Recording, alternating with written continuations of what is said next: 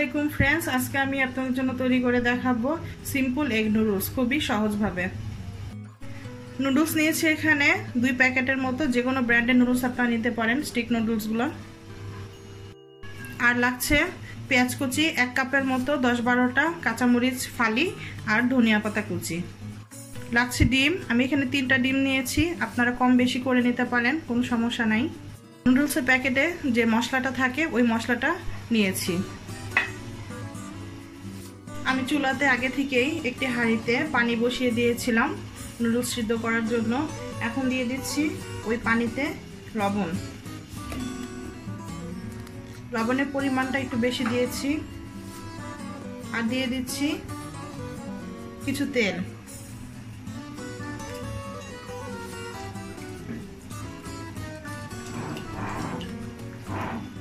প্রায় 2 টেবিল চামচের মতো। এখন দিয়ে দিচ্ছি নুডলসগুলো।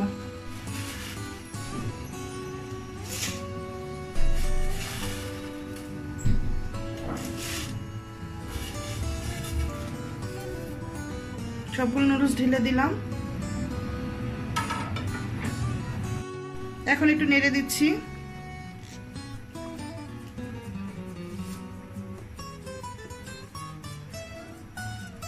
চুলার হিটটা আমি বাড়িয়ে দিচ্ছি। বলক আসা পর্যন্ত অপেক্ষা করছি। আমার নুডলসগুলো বলক চলে এসেছে। চুলার আঁচটা আমি কমিয়ে দিচ্ছি।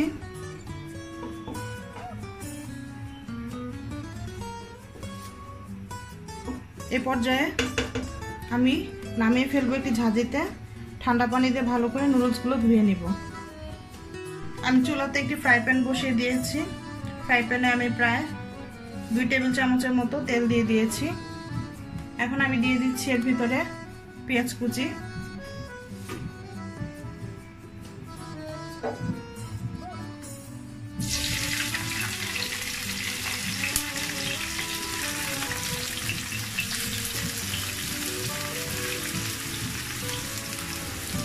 দিয়ে দিচ্ছি কাঁচামরিচগুলো।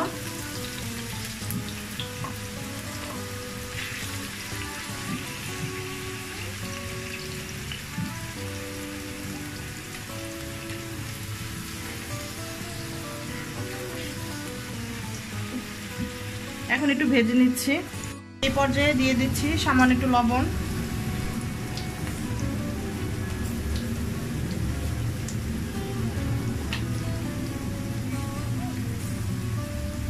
কিছুক্ষণ ভেজে নিচ্ছি। আমার পেঁয়াজগুলো ভাজা হয়ে গেছে, তো পেঁয়াজগুলো আমি এখন একটু সাইড করে দিচ্ছি।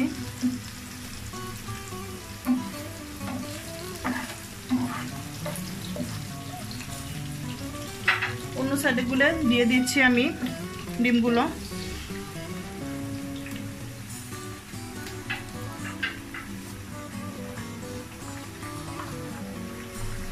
খুবই সামান্য পরিমাণে একটু লবণ দিয়ে দিচ্ছি ডিমে।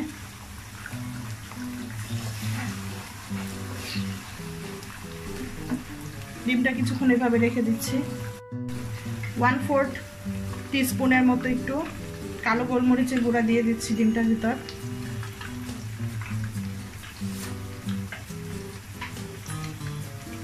নেড়ে দিচ্ছি।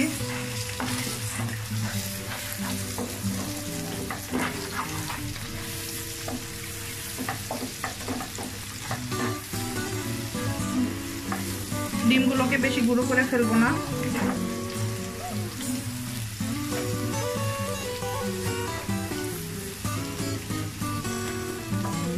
এখন দিয়ে দিব নুডলসের প্যাকেটের যে মশলাগুলো থাকে ওগুলো।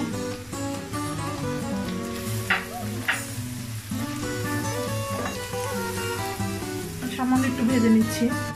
এখন আমি আবার নুডলসগুলো দিয়ে দিব অল্প অল্প করে, আস্তে আস্তে করে।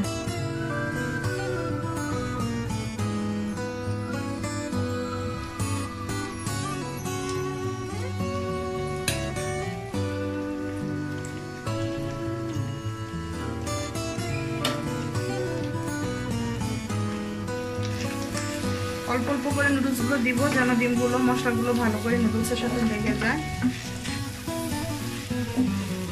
এটা একটু কিছুক্ষণ নেড়ে নিচ্ছি। আরো কিছু নুডলস দিয়ে দিচ্ছি।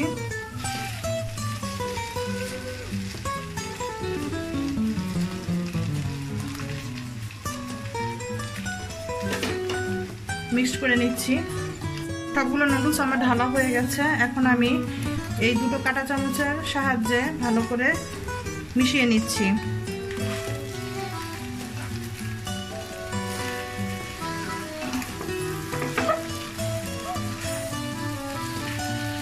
এভাবে আমি নুডলসগুলোকে মিশিয়ে নিচ্ছি ভালো করে।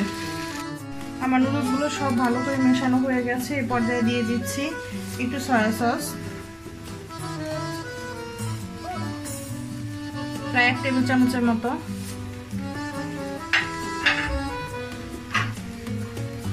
কিছু ধনিয়া পাতা কুচি দিয়ে দিচ্ছি, এটা অপশনাল, আপনারা চাইলে নাও দিতে পারেন। এখন আবার কিছুক্ষণ মিশিয়ে নিচ্ছি। আমার নুডলসটা কমপ্লিট হয়ে গেছে। এখন আমি নামিয়ে পরিবেশন করছি। হয়ে গেল আমার সিম্পল এগ নুডলস। আশা করি রেসিপিটি আপনাদের ভালো লেগেছে। সহজভাবে সহজ উপকরণে রান্না করার চেষ্টা করেছি।